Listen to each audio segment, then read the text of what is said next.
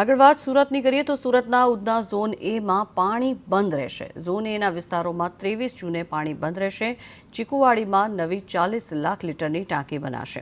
નવી ટાંકીને હાલની અંડરગ્રાઉન્ડ ટાંકી સાથે જોડવામાં આવશે। મનપાની કામગીરીને કારણે થઈને પાણી પુરવઠા પર પણ તેની અસર જોવા મળી રહી છે। ત્યારે મહત્વનું છે કે 23 જૂને પાણી બંધ રાખવામાં આવશે। આજે પણ ફેરફાર કરવામાં આવશે। ચીકુવાડીમાં નવી 40 લાખ લીટરની ટાંકીને બનાવવામાં આવશે અને હયાત અંડરગ્રાઉન્ડ ટાંકી સાથે તેને જોડવાનું કામ કરવામાં આવશે।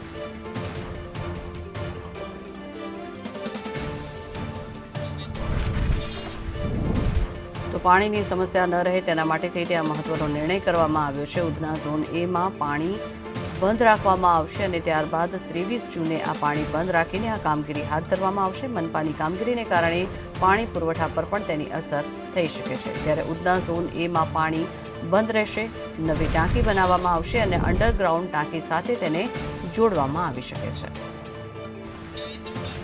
વધુ માહિતી મેળવીએ સંવાદદાતા જયેન્દ્ર પાંડે જોડાયા છે આપણી સાથે। જયેન્દ્ર, એક નવી ટાંકી 40 લાખ લીટરની બનાવવામાં આવી રહી છે અને ત્યારબાદ તેને જોડવામાં આવશે। તેનાથી શહેરીજનોને શું ફાયદો થશે, કારણ કે પાણીની સમસ્યા ન રહે તેના માટે?